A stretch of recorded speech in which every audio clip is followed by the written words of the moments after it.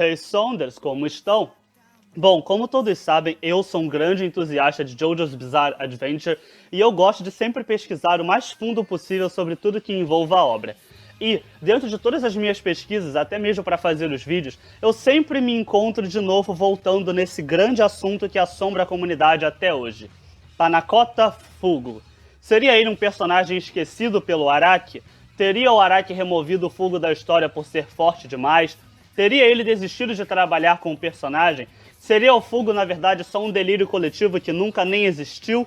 Bom, nesse vídeo eu quero explorar o personagem em si, corrigir a mentira que é sempre espalhada sobre seu sumiço e, de uma vez por todas, apresentar para vocês a verdadeira razão do porquê o nosso querido e furioso personagem nos abandonou naquele dia em Veneza. Então, sem mais enrolação, bora pro vídeo.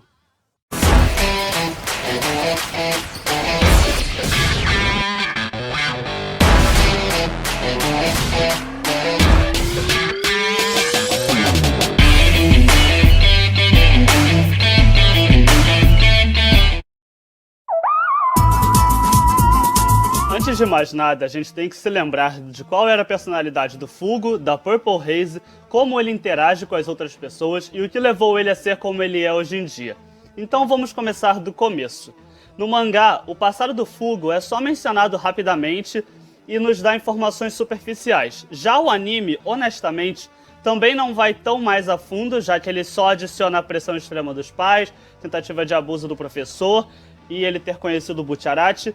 Mas como a versão do anime foi escrita pelo Araki, ela é oficial e deve ser levada em conta, e é lá onde descobrimos onde toda essa história do Fugo nasceu. Sendo o filho de uma família rica e dotado de uma inteligência acima do comum, seus pais criaram altas expectativas em cima dele, tornando sua vida familiar um ambiente extremamente tóxico e opressor. Aos 13 anos ele ingressa na faculdade, um ambiente extremamente estressante e socialmente avançado para uma simples criança dessa idade, o que com certeza só piorou o já frágil estado mental do garoto, até o momento que ele finalmente explodiu, quando seu professor tentou abusar dele, fazendo com que Fugo perdesse o controle de vez, atacando o homem violentamente com uma enciclopédia. Nós não temos muitos detalhes sobre essas partes, como eu falei, mas é fácil ter noção do quanto um ambiente de altas expectativas, além do cenário estressante de uma faculdade e o provável constante abuso de alguém que você admira e deveria ser um exemplo para você, podem acabar com o psicológico de alguém. Então não é surpresa que o Fugo tenha desenvolvido gravíssimos problemas de raiva. Depois de ser expulso de casa e ter que viver de roubos, ele é resgatado pelo Bucciarati, que mostra a ele uma compaixão que provavelmente ele não sentia há anos, e assim ele se torna o primeiro membro da Passione, onde ele acaba imitando essa atitude ao resgatar o Narancia das ruas. Quando somos apresentados para ele na história, porém, vemos alguns desses aspectos do seu passado, como a alta inteligência e o problema de raiva, mas ele também se mostra alguém extremamente compreensivo e realista, que sempre escolhe a opção mais segura, está sempre precavido e não se importa de embarcar nas esquisitices da gangue. Quando vemos tudo isso, a gente tem uma clara visão de quem ele realmente é. Um homem traumatizado, com problemas de raiva e um medo enorme de ferir as pessoas à sua volta e que tenta a todo custo suprimir seu lado negativo para que possa se ajustar melhor à sociedade. Porém, apesar de todos os seus esforços, seu lado negativo ainda está presente e é perfeitamente representado pela sua perigosa e furiosa stand Purple Haze. Aqui é o ponto do vídeo onde eu quero já abordar uma das maiores mentiras espalhadas pela comunidade e que me incomoda profundamente quando eu vejo, porque mostra uma falta de compreensão gigantesca da fandom em relação à história. Não, a Purple Haze não é overpower.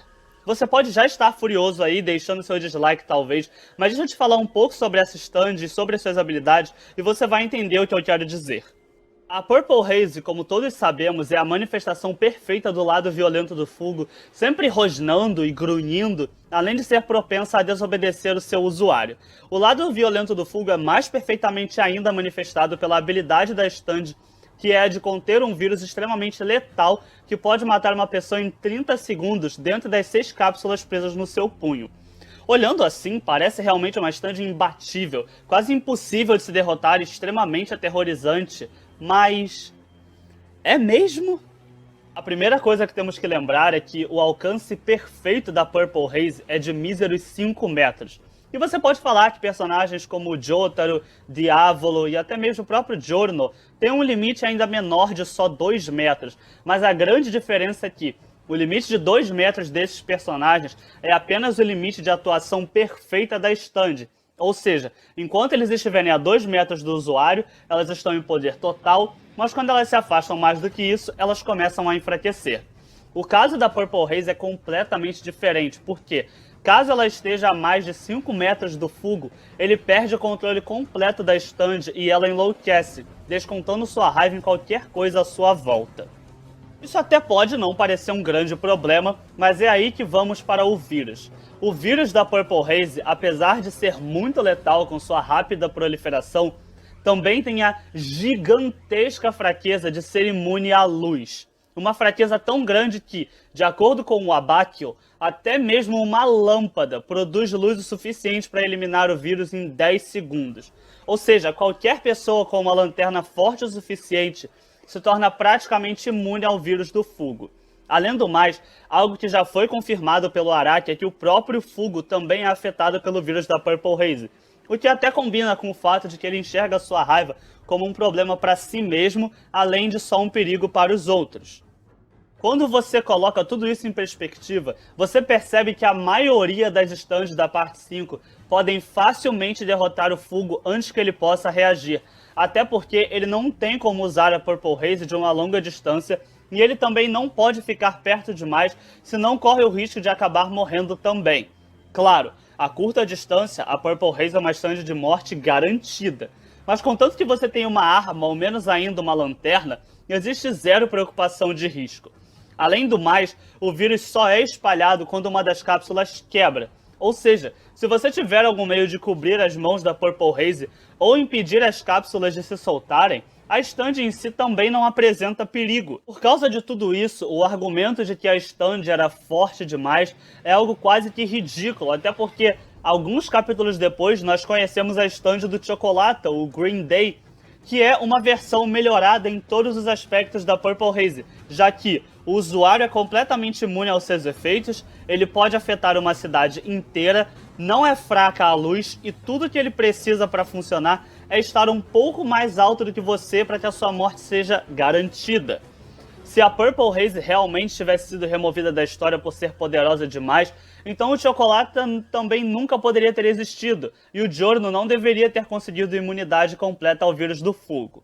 Mas, agora que já esclarecemos isso, e, de novo, eu não estou dizendo que é uma stand fraca, mas sim que ela está longe de ser tão poderosa quanto fazem parecer, a gente pode finalmente ir ao ponto desse vídeo, que é a real razão do porquê o Fugo foi removido da história. Bom, já é conhecimento geral que o Araki estava passando por um período de depressão séria durante a criação do mangá da parte 5 e que isso afetou a sua escrita.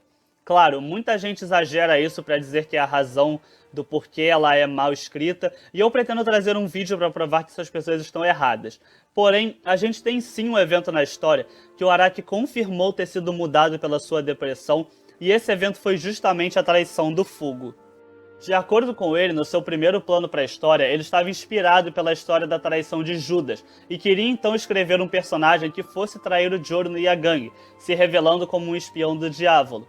Porém, por causa do seu estado mental, ele sentia que suas histórias estavam ficando cada vez mais cruéis e malignas, e ele estava começando a odiar isso.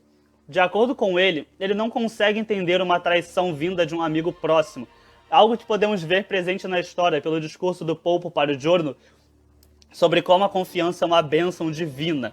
Então, ele afirma que chegava a sentir dor física ao imaginar como Butcherati e os outros se sentiriam ao descobrir que um de seus amigos mais próximos era uma mentira. Ele também acha que traição era um tema muito pesado e feio para o público jovem da Shonen Jump e que, se ele continuasse mostrando o Fugo na obra, a atmosfera se tornaria muito sombria e desconfortável para os leitores. Ele também comenta que, se ele seguisse a ideia original, é bem provável que ele faria com que o Giorno tivesse que matar o Fugo, o que para ele criaria uma péssima impressão do personagem para os leitores e faria eles odiarem o protagonista. Ele então preferiu fazer com que o Fugo os abandonasse por causa de uma diferença de opinião e não por uma traição. E ele tem plena consciência de que isso acabou estragando o personagem para algumas pessoas. Então, em resumo, a verdadeira razão do Fugo ter saído da história é porque, graças à sua depressão, o Araki não queria escrever algo que fosse contra suas crenças pessoais e que talvez pudesse estragar a história para os seus fãs. Talvez essa não seja a melhor razão para você, mas no fim, essa é a verdadeira e indiscutível verdade absoluta. Bom, muitos de vocês podem achar que a história se tornou ruim do mesmo jeito com a saída do Fugo, ou talvez vocês nem liguem tanto pro personagem, e eu sei que eu disse que eu ia explorar mais ele aqui, porém eu percebi que eu tenho muita coisa para falar sobre ele, sobre a sua filosofia e a mensagem que ele transmite, então eu tenho mais 2 vídeos planejados em volta dele. Então todos vocês fãs do Fugo podem ficar tranquilos porque ainda esse ano eu vou tentar trazer eles. Dessa vez, fazendo jus à glória que seu personagem merece. Eu sei que eu tinha prometido fazer esse vídeo ano passado, quando fiz o vídeo da Cronosfera, mas infelizmente eu tive alguns imprevistos, porém eu espero que vocês tenham gostado dessa pequena jornada pelo desaparecimento do Fugo. E, como eu não tenho mais nada a dizer, eu desejo uma ótima semana para todos. Sonders no Mi, desligando.